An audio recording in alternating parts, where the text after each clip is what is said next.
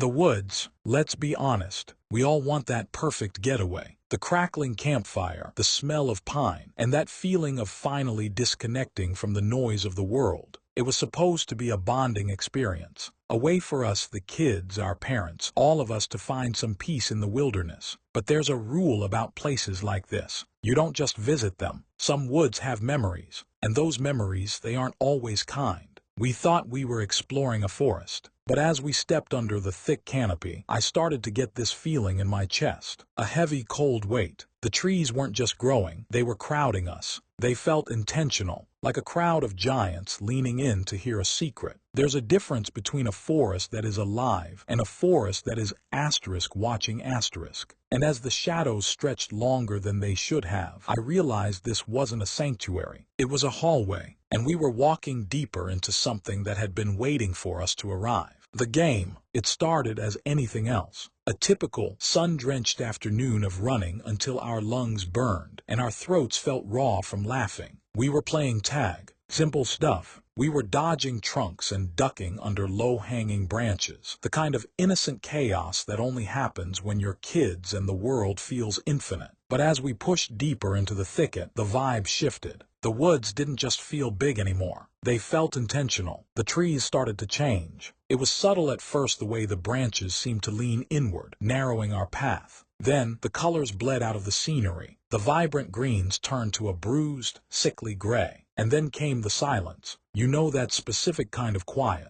The one that feels like a physical weight on your chest. It hit us all at once. The mocking echoes of our parents' voices, the ones calling us back for dinner, didn't just fade. They were erased, swallowed by a mist that rolled in from nowhere, smelling of wet earth and rot. We stopped running. We stood there, three small shadows huddled together in a forest that suddenly felt like a cage. The trees weren't just standing there anymore. They were closing in, knitting their branches together like skeletal fingers. We weren't just lost. We were being hidden. And that's when we saw it. Tucked away in a pocket of the forest where nothing should grow, a rotting cottage, huddled in the shadows like a secret no one wanted to keep. The hidden cottage. We weren't just lost anymore. We were elsewhere. The air felt thick, like we were wading through invisible syrup. Every time I tried to call out for our parents, my voice seemed to die in my throat, swallowed by the gray mist before it could even leave my lips. My siblings and I huddled together, our sneakers crunching on leaves that didn't sound like leaves at all. They sounded like bone. Then the forest changed. The vibrant green of the pines gave way to a skeletal, jagged gray. This was the part of the woods where nothing grows. No birds, no squirrels, no insects. It was a dead zone, a pocket of silence so heavy it made my ears ring. And that's when we saw it. It didn't look like it had been built. It looked like it had erupted from the earth. A rotting cottage hunched over like a dying animal. The wood was black and slick with a nameless, oily moisture. It stood in a clearing of scorched dirt, surrounded by twisted branches that looked like reaching fingers. It shouldn't have been there. There are no roads here, no clearings for houses. Yet there it sat, a jagged silhouette against the mist. The windows were like hollow eye sockets, staring back at us from the tree line, waiting for us to make the first move. A change in air. Every step we took toward that porch felt heavier, like we were wading through invisible sludge. Then the air died. It didn't just get cold, the temperature plummeted 20 degrees in a heartbeat. I saw my breath hitch in the air, turning into a thick, white mist that hung suspended before us. And then the silence hit. You know that feeling when a room goes deathly quiet? This was different. The forest went dead.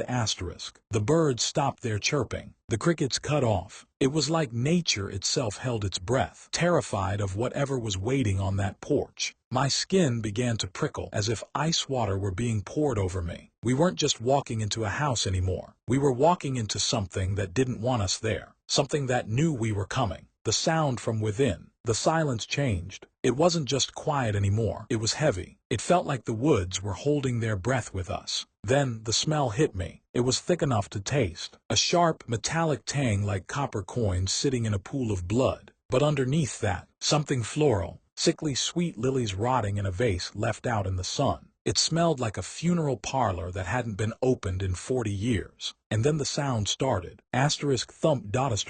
It wasn't a door. It wasn't furniture falling over. It was wet. Thump. Thump asterisk, a heavy, rhythmic pulsing coming from deep inside the rotting timber of the cottage. It sounded like something massive and sodden being dragged across a floor, or something meaty being hammered into the wood. The air in my lungs felt oily. My heart didn't just beat, it slammed against my ribs like a trapped bird. We stood there, frozen, our shadows stretching long and jagged in the dying light. The house wasn't just sitting there anymore. It was breathing with us, and whatever was making that noise, it knew we were listening. Breaking the seal, my hands were shaking so hard I could barely grip the handle. I could feel my brother's knuckles white against my arm, his breath coming in shallow, jagged hitches. We weren't supposed to be here. Every instinct I had, the ones that kept us alive since we were toddlers, was screaming at me to turn back. But we didn't move. We were paralyzed by the sheer wrongness of it all. I pushed. The door didn't just swing open. It yielded with a wet, heavy groan, like a joint being forced out of its socket. And then the world stopped. My heart didn't just skip, it froze in my chest. Imagine walking into a room where the air is so thick you can taste it. The smell of copper hit me first, heavy, metallic, and sickeningly sweet. It hung in the air, mixing with the cloying scent of rotting lilies left too long in a vase. And then I saw the table. In the center of the room sat a long, oak table draped in lace that looked like gray cobwebs. On that table was a feast. It wasn't just any food. It was asterisk arranged asterisk. Huge, glistening slabs of meat were laid out on mismatched porcelain plates. They were still steaming, the heat rising in curls of gray vapor. A thick, dark gravy pooled around them, bubbling slightly as if it were alive. Beside the meat were bowls filled with something white and creamy, but as I squinted through the haze of my own terror, I realized they weren't vegetables. They were fingers, small pale fingers, curled into the ceramic like trophies. There were clusters of fruit, dark, bruised-looking berries that bled juice when we moved. And in the center, massive roast that sat in a pool of its own grease, glistening under a layer of grease. Everything was perfectly placed. It looked like a celebration, a dinner party for someone who hadn't been invited. But there were no chairs, only us, and something else. Because as we stood there, paralyzed by the sight of that meal, I realized the food wasn't the only thing served on the table. The shadow in the rafters, the silence in that room wasn't empty. It was heavy. It was waiting. My heart was hammering against my ribs so hard I thought it might crack a bone. Then the ceiling groaned. It wasn't the house settling. It wasn't the wind. It was a deliberate grinding scrape of weight moving across the rafters. We all froze. Our heads snapped up in unison, and that's when we saw it. Something was draped over the rotting beams like a bloated parasite. A hunched, distorted shape stayed perfectly still for one agonizing second before it uncoiled. It didn't just move, it flowed. It hung there, hanging by nothing but sheer malice, looming over our heads. And then the fingers started to come down. They weren't hands, not in any way that made sense. They were long, spindly things, gray and knotted like gnarled tree branches, reaching out of the darkness toward us. They stretched, lengthening with every inch of distance, their tips trembling with a terrifying, predatory twitch. The air seemed to vanish from my lungs. We weren't looking at a shadow anymore. We were looking at something that wanted us, something that had been waiting in the rafters for a very long time. The witch's revelation. For a second, I thought my brain was finally snapping. I thought it was just the fear, a hallucination born from the smell of rot and the suffocating weight of those walls. We were kids, after all. Our minds aren't built to handle things like this. But then she moved. She wasn't a ghost. She wasn't a story told around a dying fire to keep us still. She was real. She stood right in front of us, towering and impossible. Her skin, it looked like wet gray parchment stretched over something skeletal, pulled taut over her ribs and joints. It didn't just look old, it looked decayed, like it had been peeled away by the wind and left to wither for a century. And then she looked at me. Her eyes were huge, rimmed with raw, weeping tissue that leaked a constant, thick fluid down her cheeks. They weren't human eyes. There was no spark of recognition in them, only a bottomless, hollow void. A hunger so deep it felt like it could swallow our very souls. She wasn't a legend from a book. She was a nightmare made flesh, and she was waiting for us to notice her. The trap closes. The door didn't just close. It slammed with a violence that felt like a guillotine blade dropping between us and our only way out. Asterisk boom dot asterisk. The sound was so loud it shook the dust from the rafters, coating our hair in gray silt. And then the house began to scream. Not a human scream. A structural groan, deep, agonizing, and wet. It started under our feet. The floorboards didn't just creak, they buckled. They tilted toward the center of the room like a sinkhole, opening up in the middle of a nightmare. It felt like the house was unhinging its jaw. We tried to run, but the floor was sliding away from us. Every step we took toward the door only pushed us further into the center of the room. The wood groaned louder, a rhythmic, grinding sound that vibrated in my very teeth. It wasn't just old timber settling. It was moving. It was asterisk pulling asterisk. I looked at my friends. Their faces were pale, their eyes wide with a primal terror I'd never seen before. We weren't standing on a porch anymore. We were standing in a stomach. The house wasn't trying to keep us inside. It was trying to swallow us whole, and she was just waiting for us to stop moving. Face to face, everything went silent. The screaming in my head just stopped. For one heartbeat, the world froze. My pulse was a hammer against my ribs, the only sound in a room that felt like it was shrinking around us. I couldn't move. I couldn't even breathe,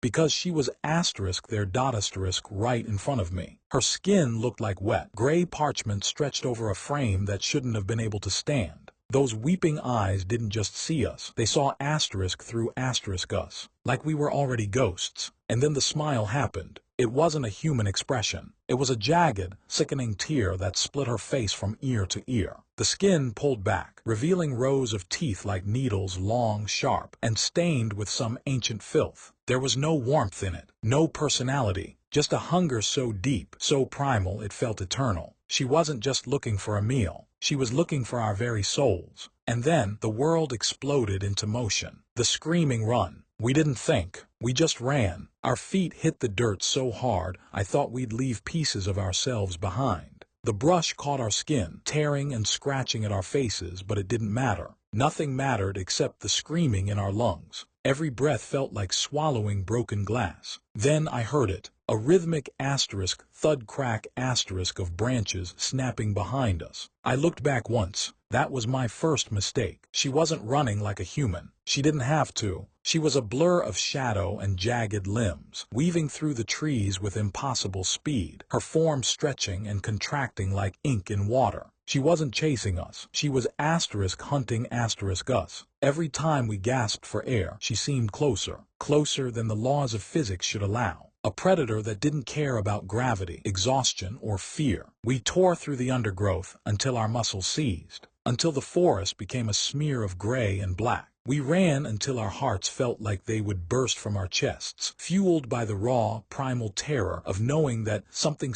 asterisk wrong asterisk was gaining on us. The lingering dread. They say the trauma of what we saw would fade with time. They tell you that eventually the memories will blur until they're just stories we tell around a campfire to keep the dark at bay. But they're wrong. The woods didn't let us go. That cottage, that asterisk thing asterisk, she didn't stay behind in the trees. She hitched a ride on our fear, and she hasn't let go since. Now, I live in a house with walls and locks. I should feel safe. But every night, the air in my bedroom turns brittle cold. It's the kind of cold that bites at your skin. The kind that only happens when something inhuman is standing in the room with you. I see her in the periphery of my vision, a smudge of gray against the doorframe, a hunched shadow that seems to stretch just a little too far, fingers like gnarled branches reaching toward my bed. And then there's the smell, that cloying, suffocating scent of rotting lilies and wet copper. It clings to the curtains. It lingers in my hair. It's the smell of the house that breathes. I lie there, paralyzed, staring at the ceiling. I don't dare move. I don't dare breathe, because I know she isn't just a memory from a forest 3 states away. She's here. She's waiting in the corner of the room, watching me struggle to stay awake. Because every time I close my eyes, I can feel her breath on the back of my neck.